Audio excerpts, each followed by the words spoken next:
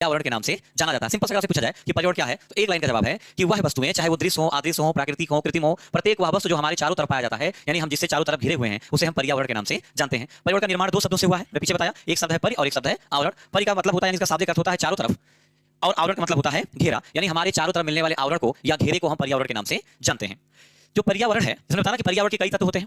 एक होता है कि जैविक अजैविक में बांट सकते हैं आप, दृश्य अदृश्य में बांट सकते हैं, प्राकृतिक और कृत्रिम में बांट सकते हैं। जैसे मान लीजिए हमें देखना हो कि हम जब कहीं पर हैं तो कुछ चीजें ऐसी हैं जिसको पर्यावरण ने निर्माण यानी प्राकृतिक के द्वारा बने, जैसे मिट्टी हो गया, जल हो गया, वायु हो गया, ये प्राकृतिक आवरण हो जाएगा हमारा। लेकिन हम घर के अंदर हैं, हम कपड़े पहने हुए हैं, हम समाज से घिरे हुए हैं, तो ये कृत्रिम हो जाता है। तो इसको प्राकृतिक और कृत्रिम में विभाजित किया जाता है और जैविक और अजैविक में विभाजन किया जाता है।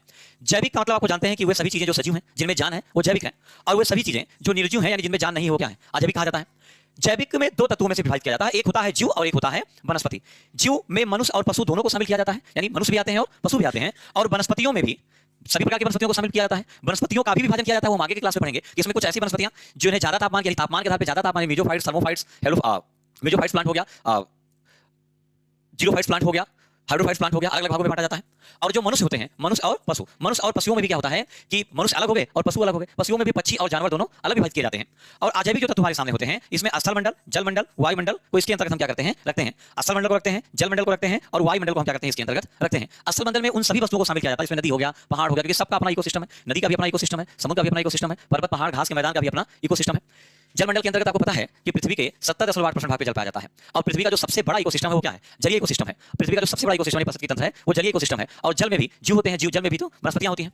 वायुमंडल, वायुमंडल के द्वारा ही पृथ्वी पर जीवन, पृथ्वी पर जो जीवन है उस जीवन में वायुमंडल का भी अपना क्या होता है, सहयोग होता है, चाहे वो वर्षा के द्वारा, चाहे वो विभिन्न गैसों के द्वारा या किसी अन्य माध्यम से। अगर वायुमंडल ना होता तो पृथ्वी पर जीवन ना होता। तो इन्हें दो भागों में बांटते, एक होता है जैविक और एक होता है अजैविक। जैविक में वो सभी वस्तुएं आती हैं जिनके अंतर्गत जीव है यानी सजीव चीजों को रखा जाता है। दो भागों में बांटेंगे, जीव और वनस्पति। जीव में आ जाएगा मनुष्य और पशु, दो भागों में विभाजित किया जाता है। और वनस्पतियों में आता है, आपके वनस्पतियों में भी एक तो स्थल पे जल में मिलने वाली वनस्पति हिसाब से बांटते हैं। कुछ वनस्पतियां जिन्हें ज्यादा तापमान की आवश्यकता है, जिन्हें कम तापमान की आवश्यकता है, जिन्हें औसत तापमान की आवश्यकता है। एक विभाजन होता है जिन्हें कम पानी, ज्यादा पानी या औसत पानी, आगे क्लास में पढ़ेंगे। लेकिन अभी यहाँ केवल हम एक इंट्रोडक्शन टाइप की क्लास पढ़ रहे हैं कि हमें पर्यावरण किसे कहते हैं। अजैविक को तीन भागों में, स्थल मंडल, जल मंडल और वायुमंडल। अब क्योंकि पर्यावरण हमारे जीवन में इतना महत्वपूर्ण है कि पर्यावरण के बिना जीवन पृथ्वी पर संभव नहीं है। और एक बात ये भी जान लीजिए कि जितने मनुष्य हैं, मनुष्य के बिना पर्यावरण हो सकता है, लेकिन पर्यावरण के बिना मनुष्य नहीं हो सकता, क्योंकि हम अपने जीवन में जो भी वस्तुएं प्राप्त करते हैं, चाहे भोजन हो, चाहे हमारे दैनिक उपयोग की चीजें हो, वो सब वस्तुएं हमें पर्यावरण से क्या होती हैं, प्राप्त होती हैं। और जब पर्यावरण से प्राप्त होती हैं तो पर्यावरण संरक्षण की बात आती है, यानी पर्यावरण को संरक्षण करना चाहिए। तो भारत में पर्यावरण को संरक्षित करने के लिए पर्यावरण एवं वन मंत्रालय की स्थापना की गई, कब, 1985 में। क्योंकि पर्यावरण जीवन में इतना ज्यादा उपयोगी है, पर्यावरण के बिना जीवन संभव नहीं है। जब कोई भी वस्तु उपयोगी होगा तो जाहिर सी बात है उसके संरक्षण की आवश्यकता होगी, संरक्षण की आवश्यकता होगी तो विभाग स्थापित किए जाएंगे, और इसीलिए पर्यावरण वन मंत्रालय की स्थापना की गई 1985 में।